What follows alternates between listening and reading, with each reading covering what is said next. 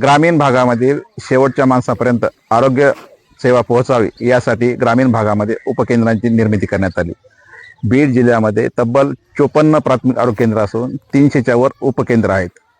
बीड जिल्ह्यातील 22 उपकेंद्रांना स्वतःची इमारत नाही, तर काही मोडकळीस आलेले आहेत। बीड तालुक्यातील बोरखड या ठिकाणी आपण आहोत। या ठिकाणचं उपकेंद्र जे आहे ते 40 वर्षापूर्वीचं जुनं आहे। पावसाळ्यामध्ये इमारत गळते, मोडकळीस आलेले आहेत, दारा खिडक्या सगळ्यात, आणि सरपंचांनी 3 वर्षापासून वारंवार पाठपुरावा करूनही अद्याप प्रशासनाने दखल घेतली नाही। या ठिकाणचे वैद्यकीय अधिकारी असतील, ANM असतील, आरोग्य सेविका असतील आणि रुग्ण सर्वजण जीव मोठी धरून काम करतात।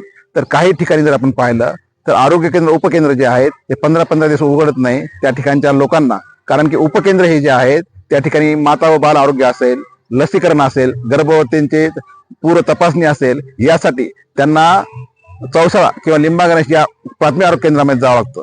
मात्र ज्या ठिकाणी वैद्यकीय अधिकारी सेवा पुरवली जाते, डॉक्टर नियमित येतात, या उपकेंद्रामध्ये कमीत कमी ही बिल्डिंग जी आहे ती दुरुस्ती करण्यात यावी।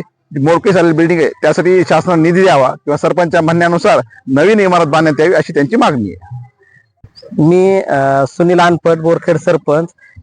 उपकेंद्र बोरखेडमध्ये आपल्या इथं डॉक्टर असतील, पुन्हा नर्स असतील, आरोग्य सेविका असतील, हे 40 वर्षापूर्वीचं जुनं आहे। हे मोडकळीस पूर्ण आलेलं आहे।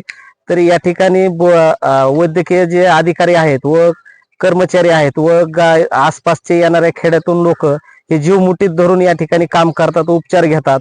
या ठिकाणी आम्ही 3 वर्षापूर्वी शासन दरबारी प्रस्ताव दाखल केला होता, पण अद्याप कुठल्याही त्याची दखल घेण्यात आलेली नाही।